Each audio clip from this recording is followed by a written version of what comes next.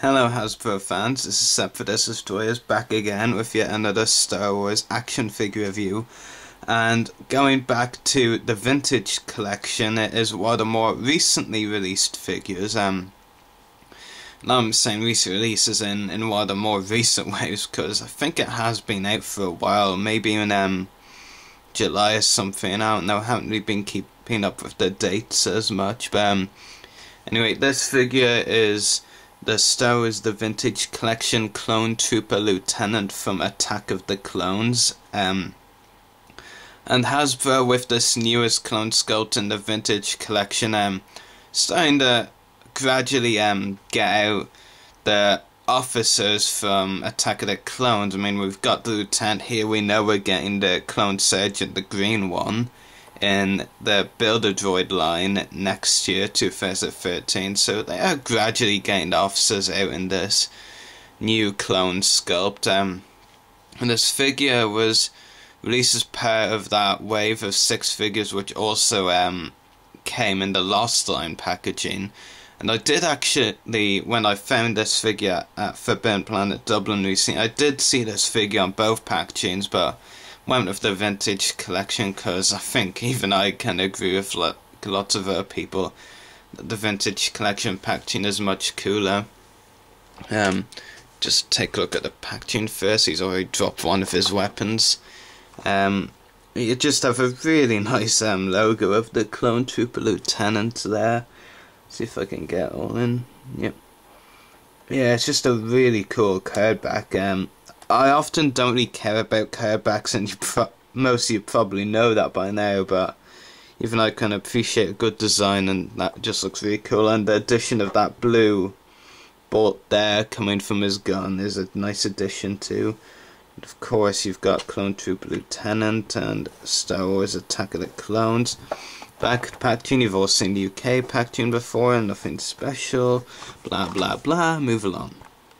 So on to the accessories and crew of this figure. He does come with 2 guns. One, the DC-15 blaster. Again, we've seen it plenty of times with realistic and the Clone Wars figures.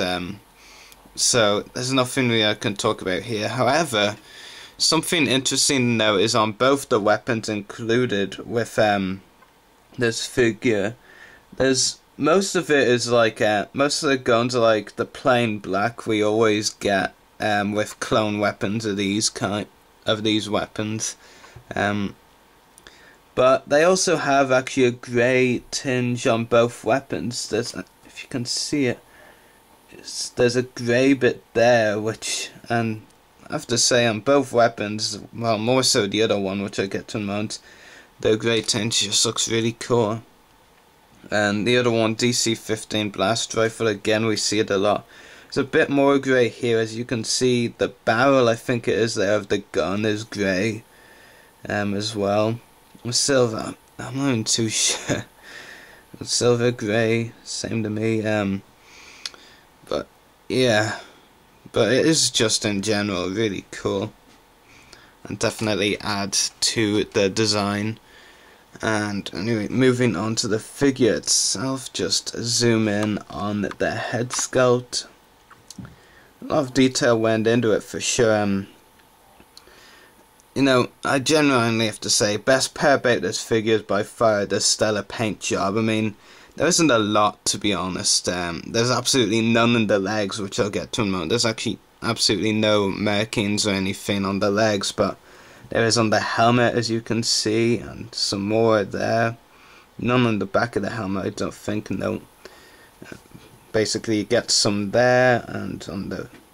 It doesn't strike me right now what this... Oh, it's a fin, yeah. That's what it's called, fin. And some on the arms as well. And then you have four dots on his chest here, and none on the back either. So yeah, I mean, there isn't a lot of paint detail that needed to be put into this figure painted wise, but there is there. It's just really well done and just looks so accurate to how it appeared on screen. So yeah, Hasbro did a really good job with the paint job of this figure, so props to them. And I'll just give you a look at the head sculpt now. I think we've seen it before on other clone figures, like a generic clone head sculpt, but it's pretty nicely designed and just looks really good. So yeah. And anyway, articulation on this figure, I will admit, could be a bit better, to be honest. There was one articulation problem that really kind of irks me a bit, because it's kind of silly, to be honest. Anyway, ball jointed head first of all, and then there's the problem, the shoulders. To be honest, well, this one, his right shoulder, yeah, it could almost pass for a swivel shoulder, to be honest, because it barely has any movement whatsoever. So really, it could just as easily be a swivel shoulder, to be honest. And same goes for the other shoulder, but has a bit more movement. So yeah, and moving on, ball hinged elbows, swivel wrists, ball hinged waist, ball hinged hips, ball hinged knees, and ball hinged ankles. So aside from that problem with the shoulders, which kind of stupid, to be honest, let me see why the shoulders don't move much more freely. I mean, with Republic Commando figures, it's understandable. They have like huge shoulder pads, but this figure, I don't really get it. I can't honestly think of anything to say about it, but it is so stupid, to be honest. Right, the figure is really nice. The paint job is absolutely brilliant for what there is. So now I have to give it a high rating just for that alone, because you know, it's just brilliantly painted. It's not one of the most exciting figures you'll ever buy, of course, but you have to at least appreciate a good paint job when it's given. So yeah, that should do it for this review. Probably give it maybe 9 out of 10. Don't think it merits full marks. I mean, that shoulder issue, it does bother me a bit, and honestly, I just don't think it's worth a 10 out of 10 rating, but it is pretty good for sure. So anyway, 9 out of 10 rating. Hope you've enjoyed this review. So may the force be with you, and happy hunting.